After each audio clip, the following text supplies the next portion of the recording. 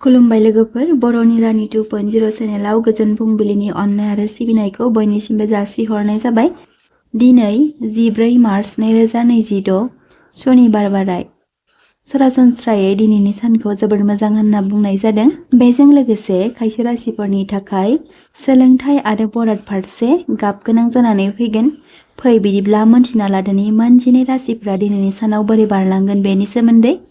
गिबि राशि महरै मेष राशि। राशि बादियै दिनैनि सानाव नोंथांमोनना धोननि बेलायाव सानै हयै मावलांनाया गोनांथि। सावस्रिजों सोमोन्दो थानाय खायसे फिसा फिसौ जेंनाफोरा नोंथांखौ नारसिननो हागौ। जिउनि लोगोजों गोजोन खुसियै सम हगारहरनो हागोन। मेष राशिफोरनि दिनैनि खाफाल गोनां अनजिमाया जादों 6 आरो 12 आरो खाफाल गोनां गाबा जादों गोथां आरो गोजा। वृषभ राशि। राशि बादियै नोंथांमोना दिनैनि सानाव मोजां मोननायफोरजों एना एनि सोमजिखांनो हागौ। सावस्रि बिथिङाव गोग्गोयै बारलांगोन। केरियार फारसे मोजां। वृषभ राशिफोरनि दिनैनि खाफाल गोनां अनजिमाया जादों 11 आरो 19 आरो खाफाल गोनां गाबा जादों गुफुर आरो निला। मिथुन राशि।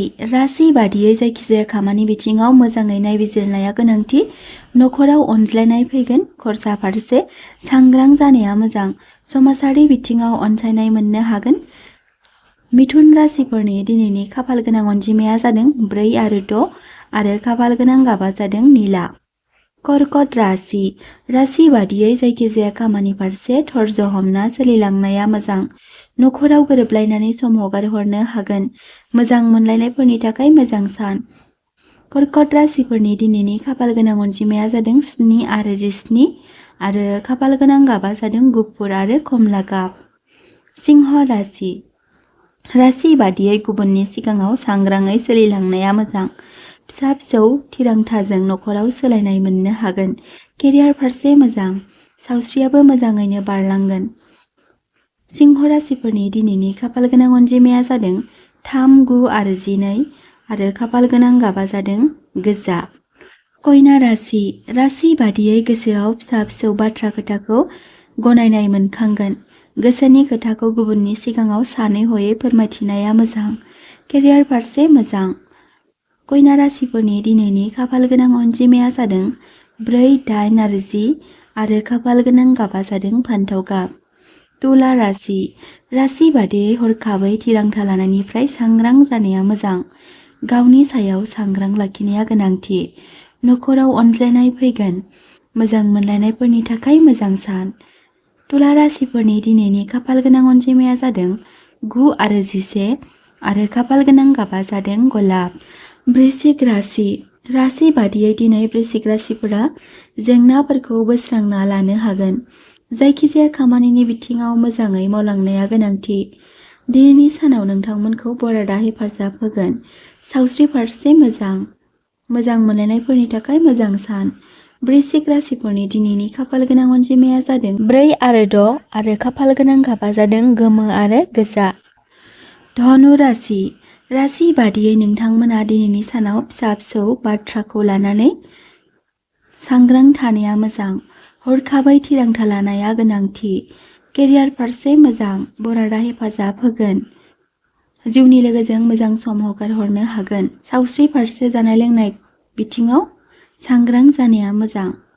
धनु राशिफोरनि दिनैनि खाफाल गोनां अनजिमाया जादों 8, 10 आरो 12 आरो खाफाल गोनां गाबा जादों गोथां।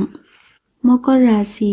राशि बादियै नोंथांमोना दिनैनि सानाव राङारि बिथिङाव सांग्रां थानाया मोजां।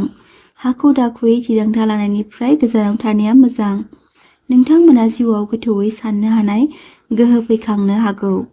मकर राशिफोरनि दिनैनि खाफाल गोनां अनजिमाया जादों 7 आरो 3 आरो खाफाल गोनां गाबा जादों गोजा आरो गोमो। कुम्भ राशि। राशि बादियै साननाय हनायखौ मोगथाङाव जाफुंहोनो नाजायोब्ला मोजां। जायखिजाया खामानि मावनायनि सिगां मोजां सम दिहुननाया गोनांथि। नखरनि बयजोंबो अनसायजानाय मोननो हागोन। कुम्भ राशिफोरनि दिनैनि खाफाल गोनां गाबा जादों क्रिम आरो खाफाल गोनां अनजिमाया जादों 4 आरो 8। मीन राशि। राशि बादियै नोंथांमोना दिनैनि सानाव जौगानायजों लोगोसे लाइफ पार्टनारजों रंजा खुसियै सम हगारहरनो हागोन। सावस्रि फारसे एसे एनै जेंना नुजाथिनो हागौ।